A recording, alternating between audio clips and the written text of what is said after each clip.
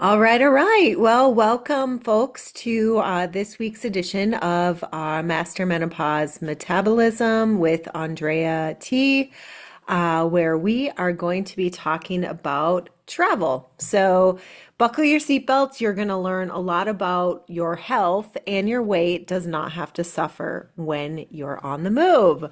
Okay, so tune in.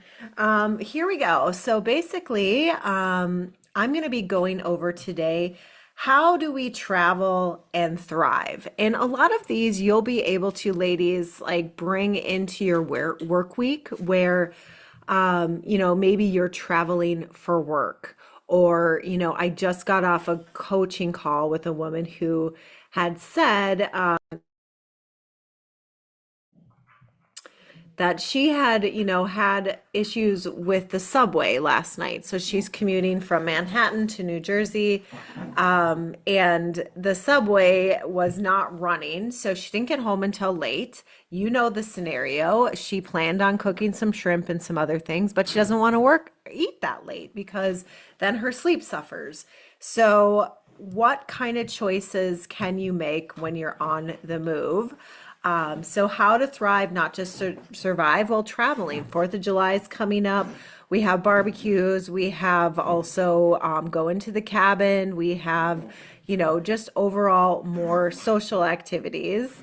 Um, I'm dog sitting this week, FYI. My son is in Paris, which I'm so excited for him. But Marvin is back there having a little lovey time on the carpet. So anyhow, so here's why travel hits harder after 40. So your body isn't broken.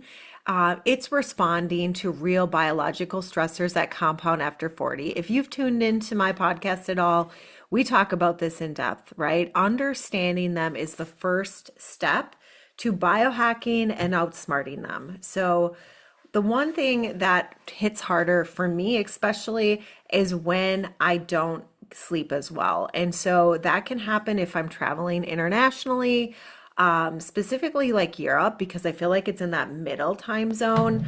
And so I have a hard time acclimating to the time zone, and then I have a hard time sleeping. My circadian rhythm's upset. So there's certain things I do to prepare my body for that so it doesn't hit as hard, but it still does. And also my shifting hormones come into play with this. The other one is inflammatory food. So airport, hotel meals are processed, right? They want things to taste good. So you don't really know what they're putting into it, but there's probably a lot of vegetable oils involved and too much fat on a whole to get that level of, taste, because they're more about taste than they are about health. And that is a big thing. And so that can disrupt hormones. The other one is dehydration. So whether you're in the car, a plane, walking around a new city, like we just went to New York from Minneapolis a couple weeks ago, spent 5 days there, and we were walking a whole lot, and you can't go to the bathroom a whole lot. So then dehydration kind of set in, right? So I was afraid to drink because I couldn't find a bathroom because we're out walking and so on and so forth. So my body is very dehydrated.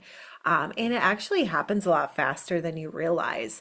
Movement loss. So other trips and car trips and whatnot are prolonged sitting. It creates muscle tension, metabolic slowdown, and then cortisol spikes. So I noticed that with my Aura ring in New York. I was spiking cortisol. I was stressed. My body was not used to the environment, even the heat, that kind of thing, not being fed as regularly.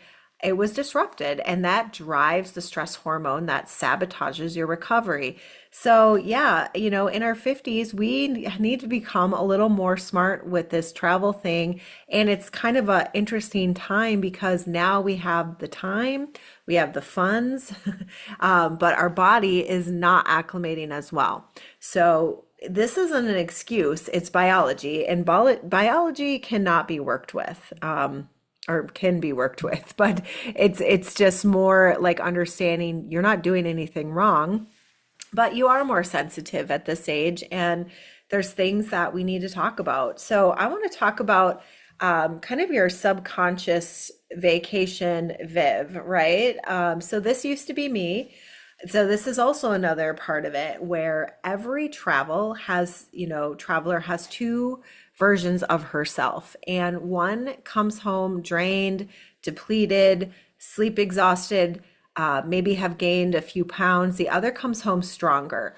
Which one are you choosing? And so as trips become more frequent, I'm going to kind of name out here the saboteur. So the one that's getting in your way, which could be Vacation Viv, let's just give her a quick name.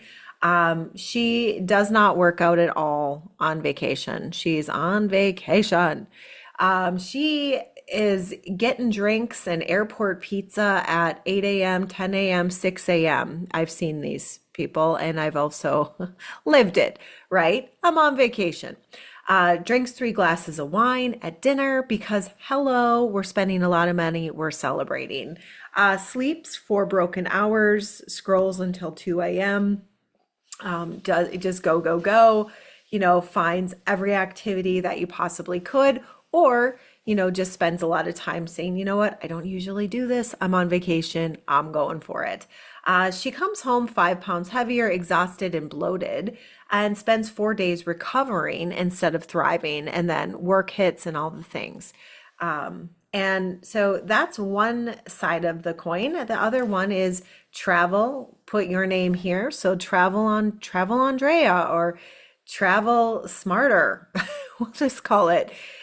She hits 12,000 steps without thinking. Movement is built into the adventure.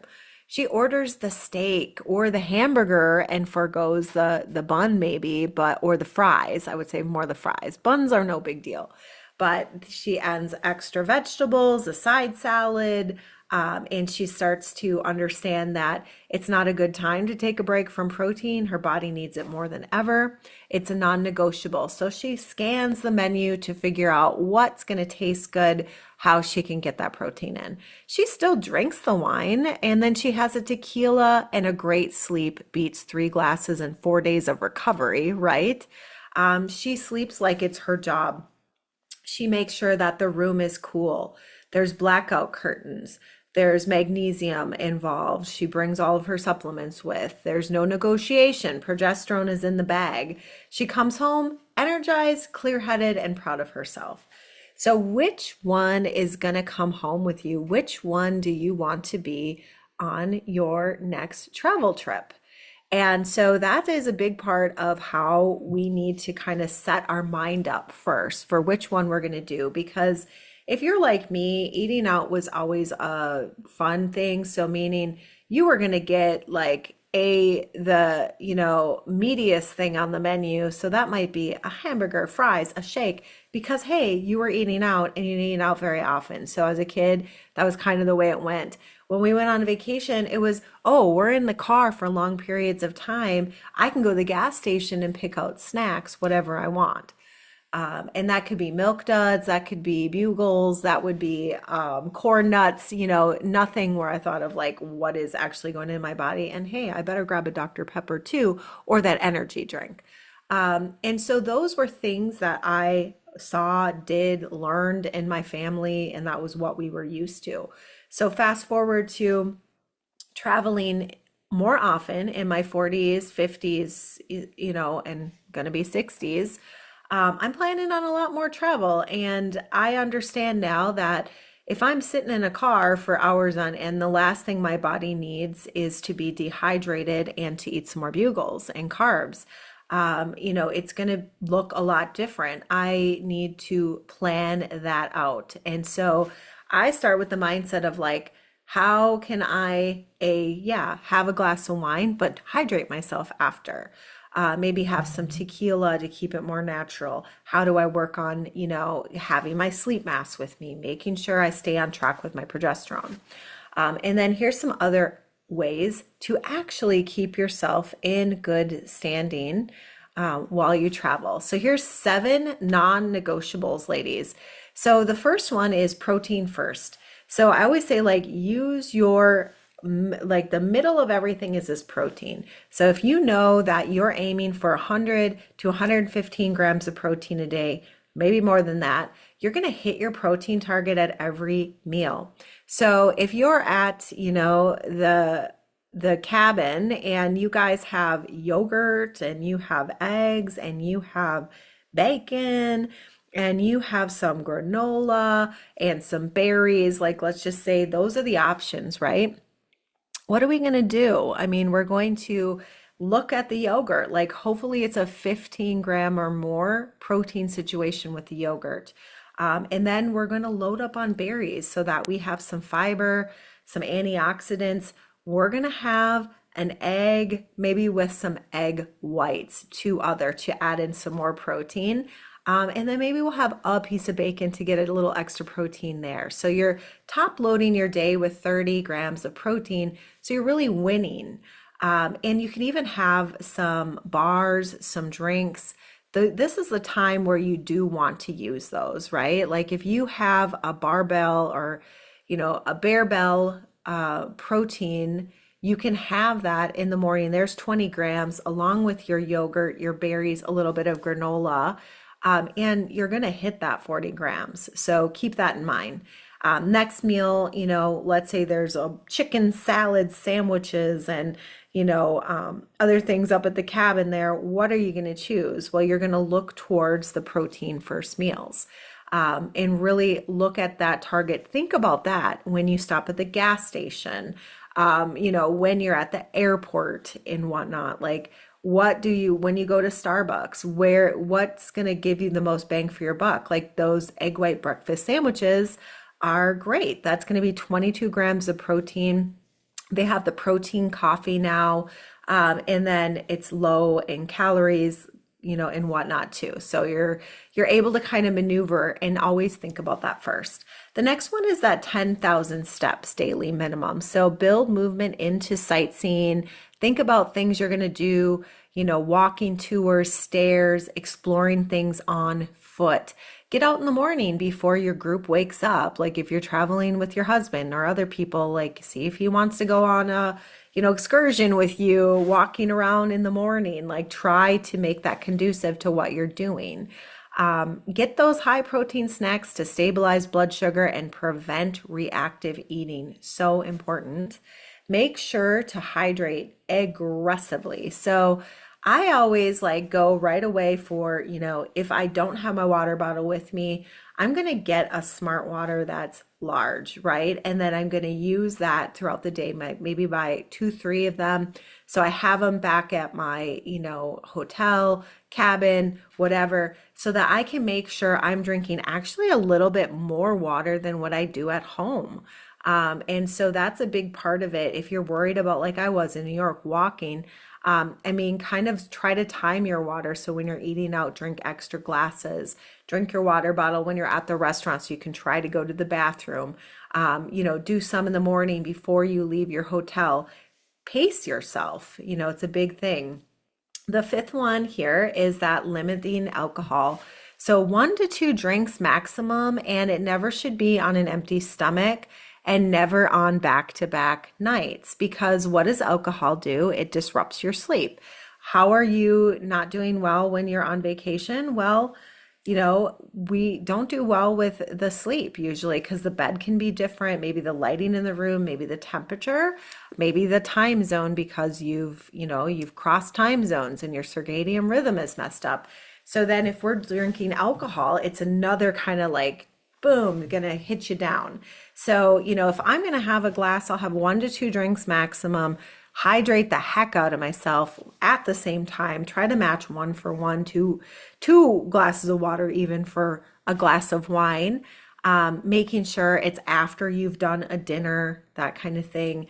And then the next day, keep it clean, maybe have THC gummy or, something else that day if you want to have fun, celebrate, whatever. Something that's going to be conducive to your sleep. Keep an eating rhythm. So a loose structure across time zones keeps your metabolism from guessing. So this is really, really important. So you're not going long, because I've always said to my husband, it seems like I'm either starving on vacation or I am completely stuffed, because I've had a chance to eat. So, try to kind of keep that same rhythm where you are at least getting breakfast to stabilize blood sugars, And then, you are eating again in a couple of hours. And it's okay to kind of, if you're looking for the protein and whatever, to eat a lot, but then give a couple more hours, have some structure to it. You don't want to load up at night when your body's not used to it. The seventh is a really good one. So very easy to do no matter where you are. If you're at the cabin, if you're at a amazing resort, like, wherever you are, moving 10 minutes in the morning resets your body and your mindset. Super important. So the number one, that thing that changes everything is protein. So most women are under eating it by 40 to 60%, and it costs them muscle, metabolism, mood. Think of it as the three M's. On the road, protein becomes your anchor. So your target is 0.7 to 1 gram. Let's just say 1 gram of protein per pound of body weight. So a 150-pound woman needs minimum 105 grams of protein to 150. So this is non-negotiable even while traveling. I would say even more important to keep you from going crazy on things. And one thing I did like in New York is that, the stores that we went to had Catalina Crunch snack mix, which was extra protein. It had like the bars as well the magic spoon bars. So it was like I could get a variety of things. They had pistachios that were shelled, so I could have a little more fat versus, just carbs and whatnot. So, I mean, it was a little bit easier to have fun snacks and do some different eating, but still hit my protein. So if you have a palm-sized portion of protein, that's going to be 25 to 30 grams. So I think a lot of times we're overeating too on portions. So remember, that is a good amount. That is 25 to 30, one palm-sized portion. If you have eggs, they're quick, available anywhere. They have hard boiled now in the refrigerator section. 12 grams of protein for 2 eggs. Maybe you don't want as much fat, so eat 4 of them, but 2 of them have it be just the egg white. So that's going to be an additional 12. So 4 eggs is like 24 grams of protein, and you don't have to eat the little yellow center. Greek yogurt, 1 cup of plain is 17 grams. So that is also, I find that's at most breakfast buffets when we travel. That's an easy thing to go get at the store. Usually small convenience stores will have them now, so you can get them. So steak, ordered at dinner proudly, 28 grams of protein for 4 ounces. Palm size of steak is going to really get you far. Most restaurants have more than that for a serving size. And then if you go over and above, add a side salad, dressing on the side, and a hot vegetable, it's great. Or baked potato. I mean, just don't have all that butter on it and you're set. Hamburger is the other one I want to put out there. That's been my saver because literally I used to get the salad with the chicken on it and I would be starving, literally starving, because they don't put enough chicken on it. So ask for extra chicken, even, if you go to Chipotle, double your protein, minus the cheese. There's very smart ways to do this. And then protein shakes have become so travel friendly. Pack scoops, but better yet, go get a Core Power, I want to say yoga, Core Power protein drink at the grocery store. Put it in your bag. It's easy to do. Or yes, you can add it to your water and whatnot. At every meal, ask yourself, where is my protein? Build the rest of the plate around that answer. So, that is, basically the gist of my whole,